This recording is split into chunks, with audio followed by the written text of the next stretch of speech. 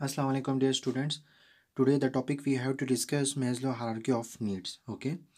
तो इसको मैं डिस्कस करूँगा मैनेजमेंट के पॉइंट ऑफ व्यू से. ओके कि एक एम्प्लॉय के कौन कौन से नीड्स हो सकते हैं, उसमें क्या क्या आता है. ठीक है, उस नीड्स में तो सबसे पहले आता है, हम नीचे से स्टार्ट लेंगे, physiologically needs. Okay, physiological needs.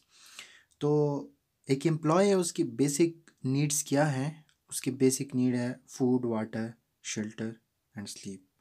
ठीक है.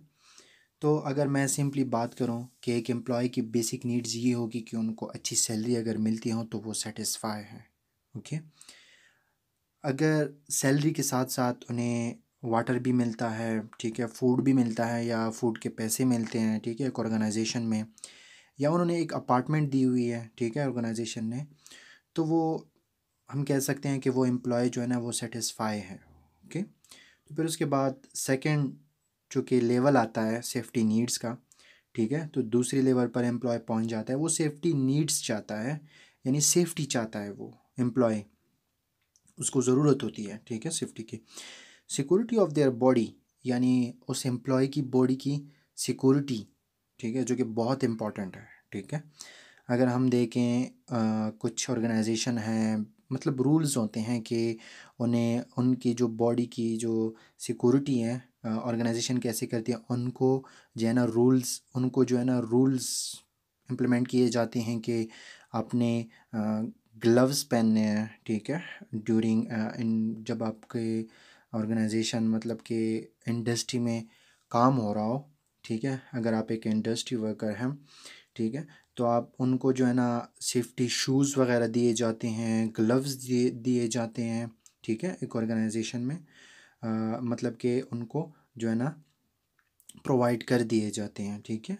तो इसमें एम्प्लॉय भी काफ़ी सेटिस्फाई हो जाता है कि मुझे जो है ना सिक्योरिटी दी जा रही है, मैं सिक्योर फील कर रहा हूँ इस ऑर्गेनाइजेशन में. ठीक है, बॉडी की हो गई. देन उसके बाद एम्प्लॉयमेंट, यानी एम्प्लॉयर चाहता है कि मेरी जो एम्प्लॉयमेंट है, मेरी जो मुलाजमत है, ये भी सिक्योर होनी चाहिए. ठीक है, यानी ऐसा नहीं कि जब ऑर्गेनाइजेशन ने चाहा तो मुझे निकाल दिया. नहीं, कॉन्ट्रैक्ट ज़रूरी है. ठीक है, कॉन्ट्रैक्ट यानी ऑर्गेनाइजेशन होती हैं, उनके साथ आपका कॉन्ट्रैक्ट होता है. जब आप एक ऑर्गेनाइजेशन में इंटरव्यू देते हैं, अगर आप सेलेक्ट किए जाते हैं तो उधर जो है ना कॉन्ट्रैक्ट किया जाता है, एग्रीमेंट उसको बोलते हैं. ठीक है, उसमें ड्यूरेशन वगैरह, सैलरी वगैरह, उसमें सब कुछ जो है ना तय किया जाता है. ठीक है. तो जब उसकी एक एम्प्लॉय है, उसके अगर ये सेफ्टी नीड्स वगैरह जो है ना पूरे हो जाते हैं, ठीक है, एक एम्प्लॉय वो सिक्योर सिक्योर फील कर रहा है ऑर्गेनाइजेशन में, तो वो थर्ड लेवल पर चला जाता है, love and belonging. Every individual wants relationship and friendship. ठीक है, हर कोई चाहता है रिलेशनशिप, चाहता है फ्रेंडशिप, चाहता है. कि अगर हम इसकी बात करें ऑर्गेनाइजेशन के पॉइंट ऑफ व्यू से, ठीक है, तो ऑर्गेनाइजेशन में जितने भी एम्प्लॉय हैं वो रिलेशनशिप चाहते हैं, एम्प्लॉय टू एम्प्लॉय. ठीक है, यानी एम्प्लॉय आपस में एक रिलेशनशिप चाहता है, एक फ्रेंडशिप चाहता है. ठीक है, वहाँ का जो मतलब कि एम्प्लॉय है, ठीक है, टेक्निकल एम्प्लॉय है, तो वो चाहता है कि मेरे साथ जो है ना अच्छी रिलेशन हो, किसके, मैनेजर के, ठीक है, सुपरवाइज़र के. ठीक है, यानी टेक्निकल एम्प्लॉय हो, नीचे लेवल का. ठीक है, तो वो ये चाहता है. ठीक है, मतलब फ्रेंडशिप और रिलेशनशिप चाहता है वो. ठीक है, आपस में.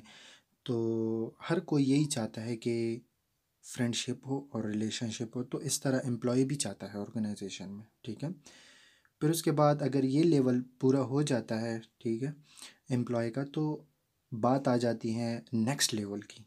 एक एम्प्लॉय है वो नेक्स्ट लेवल तक चला जाता है. ठीक है, every employee wants respect in the organisation. यहाँ पे वो वाली बात है कि give respect and take respect. ठीक है, हर कोई चाहता है कि मुझे रिस्पेक्ट मिले और फिर मैं लोगों को रिस्पेक्ट दूँ ऑर्गेनाइजेशन में. ठीक है, तो अगर मैं बात करूं कि एक ऑर्गेनाइजेशन है, ठीक है, उसमें एम्प्लॉय की जो अ, मतलब पार्टिसिपेशन है डिसीजन मेकिंग में. ठीक है, कोई डिसीजन लिया जा रहा है ऑर्गेनाइजेशन में, उनको ये रिस्पेक्ट दी जा रही है कि मैनेजर उनसे राय ले रहा है कि जी हम जो है ना ये डिसीजन ले रहे हैं, आप इसके बारे में क्या कहना चाहेंगे. ठीक है, तो पार्टिसिपेट एक एम्प्लॉय से, एक एम्प्लॉय को इन्वॉल्व कर रहा है मैनेजर पार्टिसिपेशन में, ठीक है, डिसीजन, मतलब जब कि डिसीजन लेना हो ऑर्गेनाइजेशन में, तो वो जो है ना उस ऑर्गेनाइजेशन में वो एम्प्लॉय सोचेगा कि मेरी जो रिस्पेक्ट है वो बहुत ज़्यादा है इस ऑर्गेनाइजेशन में, ठीक है। ये 4 नीड्स पूरे हो जाते हैं, ठीक है, फुलफ़िल हो जाते हैं, पूरे हो जाते हैं ये 4 नीड्स, ठीक है। तो अगला स्टेप आता है, अगला स्टेप सेल्फ एक्चुअलाइजेशन, ठीक है। तो वो इसमें फुली सेटिस्फाई हो जाता है, जब वो 4 नीड से सेटिस्फाई हो जाता है, तो यानी वो फुली सेटिस्फाई हो जाता है, ठीक है। तो फिर वो एम्प्लॉय क्या क्या करेगा, तो वो अपना बेस्ट देगा ऑर्गेनाइजेशन को, ठीक है। जब ऑर्गेनाइजेशन को उसकी ज़रूरत होगी तो वो आगे होगा, प्रॉब्लम को सॉल्व करेगा, ठीक है, अपने ऑर्गेनाइजेशन में, ठीक है, जो भी प्रॉब्लम्स होंगे उनमें साथ देगा, ठीक है। नए एम्प्लॉयज़ को वो ट्रेन करेगा अच्छी तरीके से, जब वो फुल मतलब फुली सेटिस्फाई हो, ठीक है। तो अगर वो फुली सेटिस्फाई होगा तो ज़ाहिर बात है कि वो जो है ना अपना बेस्ट देगा ऑर्गेनाइजेशन में, वो डिसीजन मेकिंग में भी पार्टिसिपेट करेगा, ठीक है।